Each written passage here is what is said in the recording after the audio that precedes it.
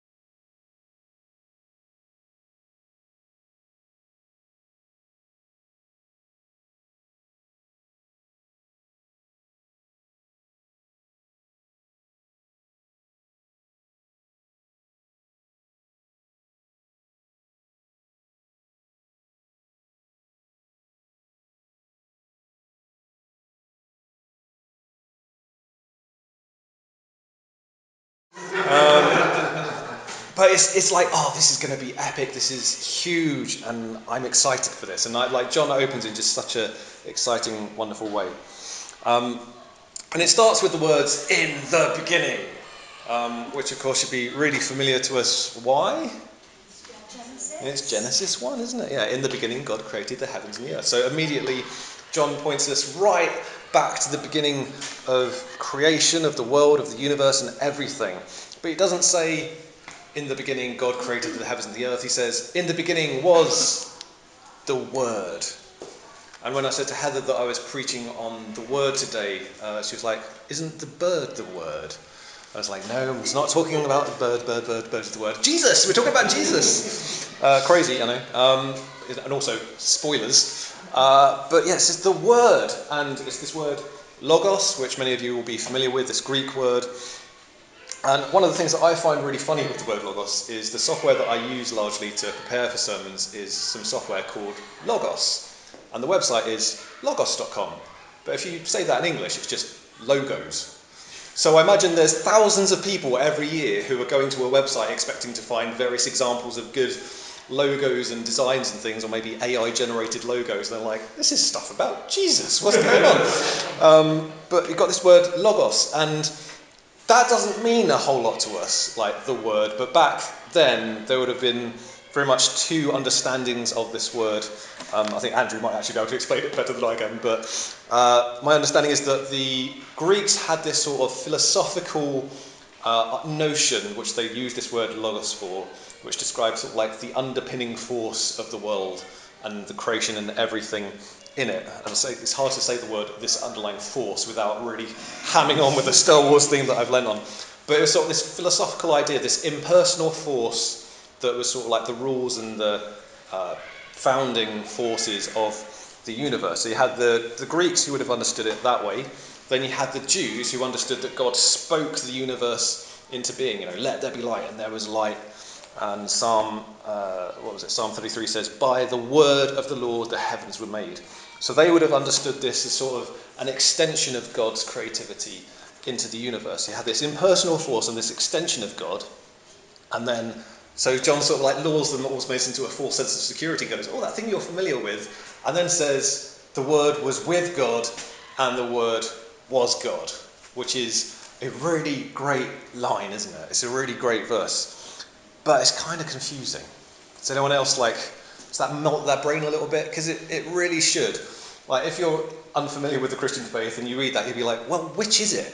Was the Word with God, or was the Word God? It can't be both. That's not how things work. And of course, we know that it is both.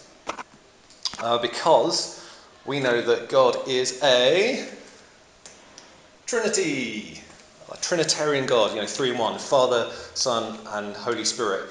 Incidentally, I thought this was a really cool logo to represent the Trinity, and I'm not one for tattoos, but I thought, actually, I'd be tempted with that. Heather's going, no. Wait till you get that. Yeah. That's your birthday present.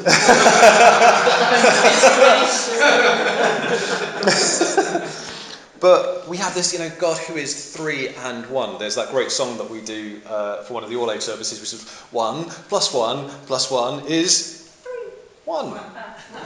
So good that Heather forgot it. Has anyone heard any analogies or illustrations about the Trinity? Anyone got any examples of that? Egg. Oh, yeah. So you got the shell, the yolk, and the egg. So anyone got any others? Yolk and white, I think. Yolk and white. Oh, you know what I mean. There's the heresy of water. Water, yeah. So both of those are kind of the same. So you've got this one thing in three. So with water, you've got water as ice, water as liquid, water as gas, and that's something called modalism, which is this idea that it's one thing but just represented in three different ways, which is not how God is. Anyone got any others? Yeah.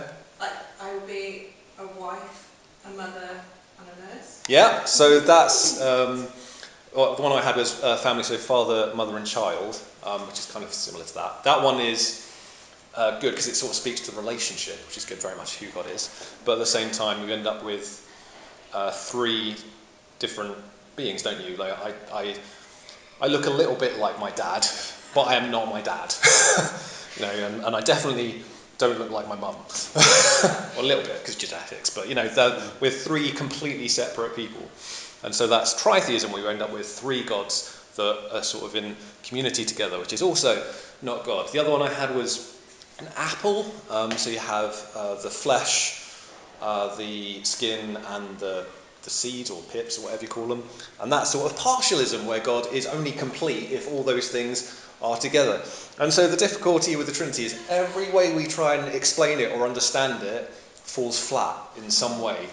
And so it's really difficult, because you end up like, oh, that's heresy, oh, no, that's heresy, oh, no, that's heresy. And it's really, really difficult. But ultimately, God being Trinitarian in nature is a mystery. And I think that we really struggle with mystery nowadays, because we don't really have many mysteries left. Because all we do when we have a question is go, phone, hey Siri, hey Alexa, hey Copilot, sorry at home if your smart device is now doing things. Hey Google, hey Google, explain the Trinity. But we're used to having the answer instantly, aren't we? And it's really difficult to live in the mystery and not knowing. But I, for one, I'm quite a fan of mystery and not knowing. Many of you are aware that last Sunday, for my birthday, Heather was taking me out for my birthday, and I had no idea where I was going. It turns out we were going to a live orchestra performing various songs from the Bond films, which was really, really cool. But I didn't know what I was doing or what was happening until I was there in the venue going, oh, this looks like it's going to be fun. So I'm quite happy with mystery. I like mystery. And so when it comes to God as well, I think a little bit of mystery is good. Because if I could fully understand God with my 39 years of life, I could understand the infinite, eternal, immeasurable God, then God would be really small and wouldn't be God. He would be very much something that I could put in a box. So then you sort of go the other way, actually, well, because it's this mystery, because I can't fully comprehend it, I'm just going to sort of archive that and move on and not really consider it anymore. But God being a Trinity in nature is absolutely core to the Christian faith and what we believe. And I'll try and explain that a little bit. So there's this verse, unfortunately, spoilers, we're going to get to this in 17 chapters' time. But Jesus says, Father, I want these whom you have given me to be with me where I am. Then they can see all the glory you gave me because you loved me even before the world began. So this is a good voice that points to the fact that it said that the Word was with God and the Word was God. The Word existed, and we know that to be Jesus. But there was that Father-Son relationship between the Father and the Son that existed before the world was made. There was this relationship. There was this triunity. And it says about the Spirit sort of like hovering or fluttering over the water like a dove in Genesis as well. And so you have the three members of the Trinity existing in relationship, in unity and community and love since before creation. And it's really important that you understand those things as existing before creation, because otherwise you come up with some strange ideas. So I heard a couple of years ago someone say that, God must have created humans because he was lonely. It's like, no. Because God was a Trinity. It was the Father loving the Son through the power of the Spirit. Since before the world began, God has not been lonely. He's been complete and satisfied in himself. And so it's this overflow of this God who is love that is creation. It's not a case of God needed us to worship him. He needed any earthly servants. If anything, we are a gift of the Father to the Son. So that's great, isn't it? Born from love as a gift. That's a great way to understand your humanity and why we are here. That we are created by a God who is love and has always been love. And we have this God who is unity, because it's one, but also we have a God who is community, because three. So those are probably why we hark on about those things being really good, unity, community and love, because God is those things and always has been those things and always will be those things. So that's like essential to our understanding of the creation of the world. God didn't create us because he was lonely. He didn't create us because he needed people to worship him. He was sufficient within himself. And yet out of the overflow of that love and that community, there was this gift of creation. It says here about those who have given to be with me. So as we read through the New Testament, the church is seen very much as this gift for Jesus, isn't it? You know, we are the bride of Christ. We are Jesus' reward, his inheritance. We are a great prize and reward for this God of love. And I think that brings a huge smile to my face, and I hope that brings a smile to your face, because it tells us sort of the relationship between God and himself and between his creation. So we have this amazingly epic, cosmic, three-in-one God who we can't fully understand, and then we get to verse 14 where it says, "The Word became human and made his home among us." So if our brains weren't melting already, this is now leaky ear territory. You know, it's just mad. This huge cosmic God, which we can't comprehend, became this tiny, fragile, delicate human. And it's mad. And it's not sort of just dressed up as a human or pretended to be human, but no, fully 100% became human. It wasn't a trick or a trap. It was God genuinely 100% human. And yet this God who existed before time in this Trinity. It's kind of bonkers, but also absolutely wonderful, because when we think about the Trinity, or try to think about the Trinity, we end up getting really confused. But now we have someone who we can look at to understand God, someone who we can comprehend. It says that Jesus is the visible image of the invisible God in Colossians. We can look at Jesus and see what this God who is love and unity and community is all about. And it says in Hebrews that the Son radiates God's own glory and expresses the very character of God. So through looking at Jesus, who we can comprehend, we can understand who God is. And it goes on to say that he was full of unfailing love and faithfulness, or full of grace and truth, other translations say. So we look at Jesus and we just go, wow, God really is love. He is compassion. He is amazing.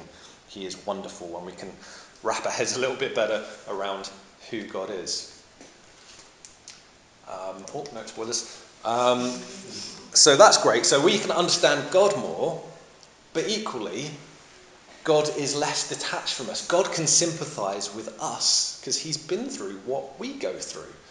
He, I imagine, growing up, would have got sick. He suffered loss. You know, Joseph disappears out of the picture at some point, and you can only assume there's some sort of loss there that he's had to go through and deal with, and grief. He is betrayed, he's abandoned, he's beaten, he's broken, he's bruised. He has people who say lies about him. He gets tempted and tested and goes through all that kind of stuff. And then ultimately, you know, dies on the cross, suffering the fate of a traitor in that time. And so we can see that in Jesus, you know, when we get wrongly accused of something, Jesus got wrongly accused. When Jesus suffered, or when we suffered, Jesus suffered. When we experience loss, Jesus also experienced loss. We don't just have a God that we can understand, but we have a God who can sympathise with us.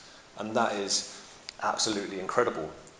It also says, however, that unlike us, he did not sin. So he went through all the horrible stuff that we went through, but he was perfect. He led that perfect life to die on the cross as a perfect sacrifice for all the sin of the world ever. So that's like a few verses into John, and it's just dripping with really important theology about who God is and his nature. We then get to a repeated term that gets used both here and throughout the rest of John is light, and it's the Greek word phos, which I assume is probably where we get the word phosphorus. That would make sense, wouldn't it? Photo, yeah, photons, anything sort of light-based, I guess. But I love that line, the light shines in the darkness and the darkness has not overcome it. Like, that is such a good verse. And later on, when we get to chapter 8, it will talk about Jesus being the light of the world. It says, if you follow me, you won't have to walk in darkness because you will have the light that leads to life. So there's this connection with light and life. If you think back to Genesis again, you know, God says, let there be light, and that is the beginning, starting point of life in the universe. And it says, though, that in John 3, a little bit further on, that the light came into the world, but the people loved the darkness more than the light, for their actions were evil. So, you know, we have this light of the world stepping into the world, and yet Jesus is largely misunderstood or rejected by the people he comes across. But we kind of get this, to stick with the Star Wars theme, sort of like the light and the dark. And there's this challenge almost here, right at the start of John, saying, which are you choosing? Are you choosing the light? Are you choosing Jesus? Or are you choosing to continue loving sin, living in darkness, and just going your own way? And we live in an everly increasing dark world, I would say. All it takes is 2 seconds of turning on the news or listening to the radio or anything, and just like, everything is such a mess. But we have a light to shine in the darkness, and that light is Jesus. So we have this eternal Word, this God who existed before time, and it says through him everything was created. And he steps into this tiny, fragile human being, and he does that to bring light into the darkness. We have that choice. What will you choose? Will you choose the light? Will you choose Jesus? Or will you choose darkness? And then, just in case that wasn't enough of the gospel in this early opening statement, John then says in verse 12, to all who believed in him and accepted him, he gave the right to become children of God. Pause for cheer. Oh man. They are reborn, not with a physical birth resulting from human passion or plan, but a birth that comes from God. Thank you. But yeah, that is that believing in him and trusting in him, we become God's children. And that's great, isn't it? This God who is love and has always been love and has always been there, that love is extended to us as his children. That's incredible. And we get the being born again, which is a term that gets used for us Christians, being born again spiritually. But it's that choice, isn't it? Saying, I don't want to be in darkness. I don't want to contribute to darkness. I want to turn away from darkness. I want the light. I want you, Jesus. I want to be born again. I want to become a child of the Father God. Like, that is pretty much the gospel there in 2 verses. I want to be in the light. I want to be your child, God. I don't want to trust in my own efforts, my own works, my own goodness, which is rubbish. I'm going to trust in you. It's just beautiful, isn't it, that we get this opportunity through Jesus to be reborn, to become children of God, to be welcomed into that love that the Father has, and trust in that and hope in that. And speaking of hope, final slide is we have a new hope. So it says about through Moses the law was given, and the law was 10 commandments, all of the stuff around that, was really good at telling us what God's standard was, but equally was really good at telling us that we don't meet that we get things wrong, we fail, we sin, we don't meet God's expectation of what perfection is. And so the law told us what we were doing wrong, but it didn't do anything to fix it.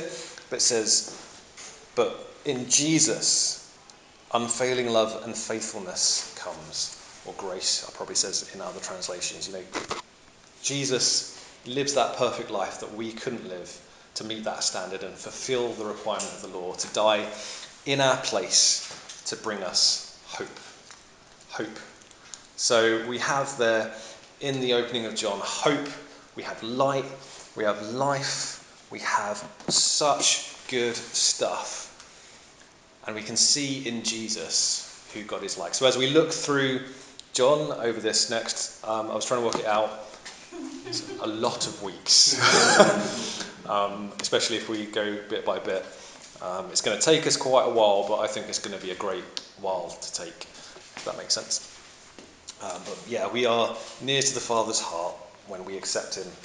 And Jesus is it's going to be beautiful just looking at Jesus and what he did during his life here on earth.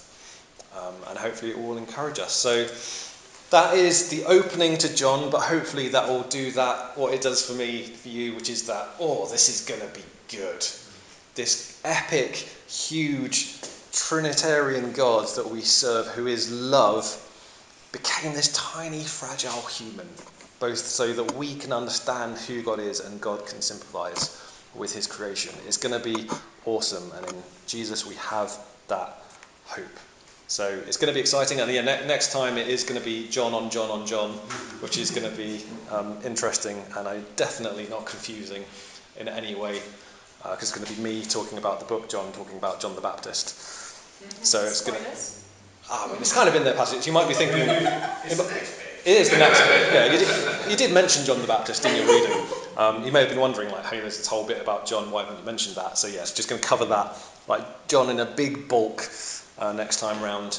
But I'd love to pray, if that's all right, and then we can go next door. Okay, cool. I thought I'd wait for you to close the door. Father, thank you that you are a loving Father who has welcomed us through Jesus and all he accomplished into your family. Thank you that you have brought us new life, that you have birthed something new in us as we have trusted in you. Thank you that, Jesus, you came and lived the perfect life that we could never lead, to make things right. We do trust in you, we do put our faith in you, and we are thankful that you are this triune God, this God who is love and has always been love. We are just wowed at the fact that we can become your children. We can step into that love that has existed for eternity. Ask that you would help us to experience that in the day-to-day, that when we turn on the news and listen to the radio or go on social media and see all the darkness in the world that can easily bring us down, that you would help us to remember that the light came into the world and the darkness has not overcome it. That you are the hope of the world, you are the light that leads to life, and that as we are trusting in you, you will make all things right, that you will return for your bride, your prize, your church, and that one day all tears will be wiped. There'll be no more suffering, no more pain, that you will make all things awesome. Thank you in you that we have hope and life. Thank you for everything you've done. And as we continue to look through the Gospel of John, that you would just help us to see things afresh or anew, with excitement, all that you have done. Encourage us and bless us as we read through it. Amen. Amen.